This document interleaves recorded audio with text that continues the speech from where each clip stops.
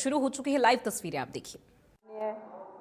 मुख्यमंत्री श्री नायब सिंह सैनी जी का प्रस्तुत किया वित्त वर्ष 2026-27 के हरियाणा बजट का पूर्ण समर्थन करती हूं और इसके लिए मुख्यमंत्री जी तथा उनकी पूरी टीम को हार्दिक बधाई देना चाहती हूं। ये बजट केवल आंकड़ों का दस्तावेज नहीं है, बल्कि यह हरियाणा के भविष्य की दिशा तथा तय करने वाला समावेशी, विकासोन्मुख और दूरदर्शी बजट है। ये बजट वास्तव में माननीय प्रधानमंत्री जी के सबका साथ, सबका विकास, सबका विश्वास और सबका प्रयास के विजन से प्रेरित है और उसी भावना को आगे बढ़ाते हुए मुख्यमंत्री नायब सिंह सैनी जी के नेतृत्व में हरियाणा को विकास की नई ऊंचाइयों तक ले जाने का संकल्प प्रस्तुत करता है। ये बजट विकास के साथ सामाजिक न्याय की भावना को मजबूत करता है और हरियाणा को अगले दशक की चुनौतियों के लिए तैयार करने वाला एक मजबूत रोड मैप प्रस्तुत करता है।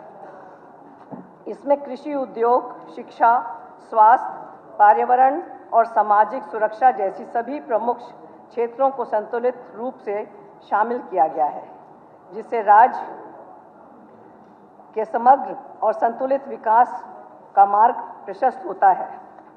माननीय अध्यक्ष महोदय, इस बजट में कई ऐसे महत्वपूर्ण प्रस्ताव हैं जो सीधे जनता के जीवन को बेहतर बनाने वाले हैं। सबसे पहले मैं भी किसानों के लिए किए गए महत्वपूर्ण प्रावधान का उल्लेख करना चाहूँगी। किसानों को समय पर और पर्याप्त बिजली उपलब्ध कराने के लिए हरियाणा एग्री बिजली वितरण कंपनी बनाने का निर्णय लिया गया है, जो 5084 फीडरों और लगभग 7.12 लाख कृषि उपभोक्ताओं को सेवा देगी।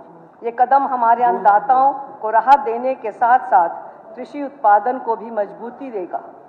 इससे किसानों को समय पर सिंचाई के लिए बिजली उपलब्ध होगी, डीजल आधारित सिंचाई पर निर्भरता कम होगी और खेती की लागत भी घटेगी। इससे छोटे और सीमित किसानों को विशेष लाभ मिलेगा और ग्रामीण अर्थव्यवस्था को नई ऊंचाई मिलेगी। हरियाणा देश के प्रमुख कृषि राज्यों में से एक है और देश के कुल खाद्यान्न भंडार में इसका महत्वपूर्ण योगदान है। इसलिए किसानों को सस्ती और निर्बाध बिजली उपलब्ध कराना कृषि उत्पादन बढ़ाने और किसानों की आय को सुदृढ़ करने की दिशा में अत्यंत महत्वपूर्ण है। मैं आपके माध्यम से माननीय मुख्यमंत्री जी का धन्यवाद करना चाहती हूं कि मेरे हलके में मोरनी क्षेत्र, जो मोरनी ब्लॉक है, उसको ऑर्गेनिक ब्लॉक घोषित किया गया। इसके लिए उनका बहुत बहुत आभार। दूसरा महत्वपूर्ण कदम है ग्राम सभाओं और पंचायतों को सशक्त बनाना।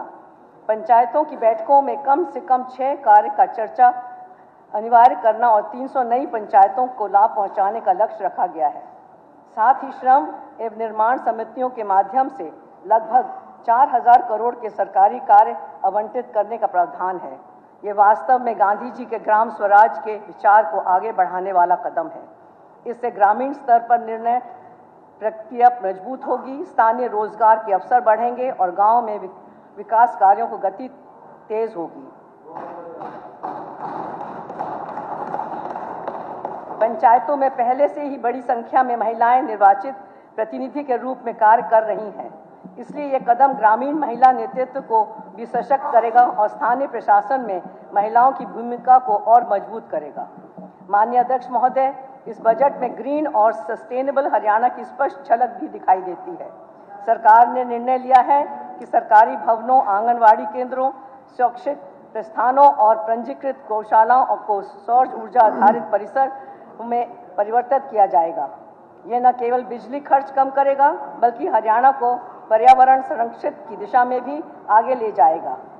इससे स्कूल और आंगनवाड़ी केंद्रों में ऊर्जा की स्थायी व्यवस्था होगी, जिससे बच्चों और महिलाओं को बेहतर सुविधाएं मिलेंगी और ग्रामीण क्षेत्रों में ऊर्जा आत्मनिर्भरता भी बढ़ेगी। इसी क्रम में सरकार ने Haryana green climate resilience fund की स्थापना निर्णय लिया है। इसके लिए 100 करोड़ का प्रावधान किया गया है। ये फंड जल संरक्षण, अति आवरण बढ़ाना, प्रदूषण नियंत्रण और जलवायु परिवर्तन के निपटान की परियोजनाओं को गति देगा और हरियाणा को एक सतत और पर्यावरण अनुकूल राज्य बनाने में महत्वपूर्ण भूमिका निभाएगा। अध्यक्ष महोदय, शहरी विकास की दृष्टि से भी ये बजट अत्यंत महत्वपूर्ण है। सोनीपत, हिसार, अंबाला, यमुनानगर, सिरसा, फतेहाबाद, नीलोखेड़ी, बहादुरगढ़, रेवाड़ी और मंडी डबवाली जैसे शहरों में बेहतर बुनियादी ढांचा विकसित करने के लिए 500 करोड़ का विशेष कोष बनाया गया है। सर ठीक है। इससे इन प्रश्नों से आधुनिक सुविधाएं, बेहतर सड़कें, जल निकासी, स्मार्ट शहरी सेवाएं और निवेश के अवसर बढ़ेंगे। इससे युवाओं को अपने ही शहरों में रोजगार के अवसर मिलेंगे और छोटे व्यापारी तथा उद्यमियों को भी नई संभावनाएं प्राप्त होगी। युवा शक्ति को आगे बढ़ाने के लिए भी इस बजट में बहुत सकारात्मक पहल की गई है। प्रत्येक विधानसभा क्षेत्र में पब्लिक प्राइवेट पार्टनरशिप के माध्यम से आदर्श कोचिंग सेंटर स्थापित किए जाएंगे, जिनका पहल केंद्र 25 फरवरी 26 तक स्थापित करने के लक्ष्य रखा गया है। इससे ग्रामीण और मध्यम वर्ग के युवकों को भी प्रतियोगिता परीक्षाओं की तैयारी करने की मदद मिलेगी। श्री रघुवीर सिंह तेवतिया। आपसे इजाजत दूंगी। देखिए, मैं आया जब हमारे माननीय सदस्य कोई बात कह रहे थे, लेकिन जिस प्रकार से यहाँ इस साइड से हल्ला हुआ और मंत्री जो है ना खड़े होकर डांस कर रहे हो, कहाँ गए मंत्री जी, कबीर जी, वो खड़े होकर डांस कर रहे थे। ये हाउस का क्यों तमाशा बनाया? ये आपकी जिम्मेवारी। फिर बोले आपकी जिम्मेवारी है। मैं आपको कह रहा था, जब मैं खड़ा होता हूँ ना, आपने नहीं बोलना तो आप उधर ही देखते हो, इधर